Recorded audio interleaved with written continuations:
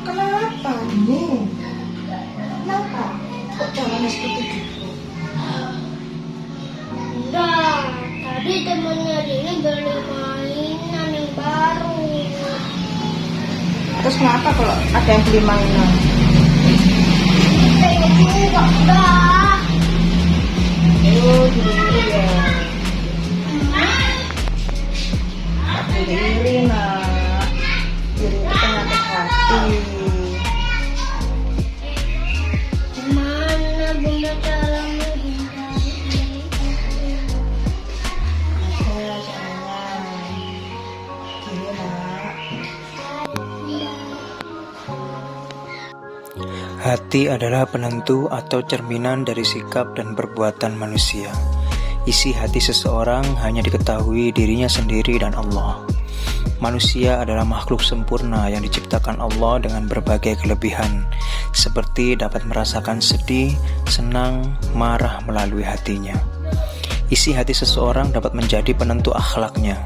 Hal ini dikarenakan apabila seseorang memiliki hati yang baik, maka akhlaknya juga pasti baik.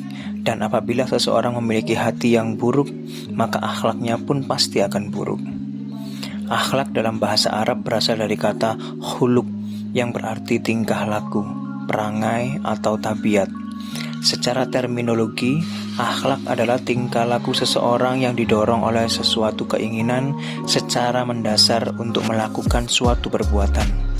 Dalam Islam, akhlak terbagi menjadi dua, yaitu akhlakul karimah atau akhlak baik dan akhlakul masmumah atau akhlak buruk. Salah satu akhlakul masmumah adalah iri dengki. Dalam bahasa Arab, iri dengki adalah hasad. Iri dengki ini disebabkan dari hati yang tidak merasa senang apabila melihat orang lain lebih bahagia dari dirinya. Dalam Islam, iri dengki ini adalah salah satu penyakit hati yang akan membuat seseorang tidak tenang dalam menjalani hidup karena terus merasa tersaingi oleh kebahagiaan orang lain. Penyakit hati ini dapat mengarahkan manusia melakukan perbuatan negatif. Yang paling ringan adalah berbuat hasud ataupun memfitnah orang lain. Karena kecenderungan tersebut, Islam melarang setiap muslim untuk iri pada orang lain. Jika perasaan itu muncul, sangat dianjurkan untuk dikendalikan. Hukum sifat iri dengki. Allah melarang hambanya merasa iri dengki apabila melihat orang lain lebih bahagia, lebih kaya, dan lebih segalanya, karena Allah telah memberikan rezeki kepada hambanya sesuai porsi masing-masing. Di dalam Al-Quran surat An-Nisa ayat 32, Allah berfirman, yang artinya, dan janganlah kamu iri hati terhadap apa yang dikaruniakan Allah kepada sebahagian kamu lebih banyak dari sebahagian yang lain. Karena bagi orang laki-laki ada bagian daripada apa yang mereka usahakan, dan bagi para wanita pun ada bagian dari apa yang mereka usahakan. Dan mohonlah kepada Allah sebagian dari karunia-Nya. Sesungguhnya Allah Maha mengetahui segala sesuatu. Dalam ayat tersebut telah dijelaskan bahwa Allah melarang hambanya merasa iri dengki terhadap orang lain. Selain itu, perbuatan iri dan dengki dapat menghapus amalan-amalan ibadah seseorang. Dalam artian, iri dengki dapat merusak kebaikan yang telah dilakukan seseorang tersebut. Dari Abu Hurairah radhiyallahu anhu, ia berkata, Rasulullah SAW bersabda, jagalah dirimu dari hasad, karena sesungguhnya hasad merusak kebaikan, sebagaimana api yang memakan kayu bakar. Hadis riwayat Abu Daud. Cara menghindari sifat iri dengki. Yang pertama, membaca doa agar dijauhkan dari sifat iri. Penyakit hati ini dapat mengarahkan manusia untuk melakukan perbuatan negatif. Yang paling ringan adalah berbuat iri dengki ataupun memfitnah orang lain. Karena kecenderungan tersebut, Islam melarang setiap muslim untuk iri pada orang lain. Jika perasaan itu muncul, sangat dianjurkan untuk dikendalikan. Cara agar dapat mengendalikan sekaligus menjauhkan hati dari perasaan iri dengki yaitu dengan membaca doa. Rabbana ighfir lana wa li ikhwanina alladhina sabaquna bil iman wa la taj'al fi qulubina ghillan lil ladzina amanu Rabbana innaka ra'ufur rahim. Yang artinya, ya Allah, ampunilah dosa-dosa kami dan dosa-dosa saudara kami yang telah mendahului kami dengan membawa iman, dan janganlah Engkau membiarkan kedengkian dalam hati kami terhadap orang-orang yang beriman. Ya Allah, sungguh Engkau Maha Penyantun lagi Maha Penyayang.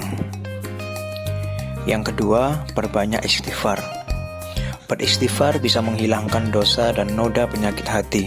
Dalam sebuah hadis dari Abu Hurairah, Rasulullah SAW bersabda, jika seseorang hamba melakukan satu dosa, niscaya akan ditorehkan di hatinya satu noda hitam.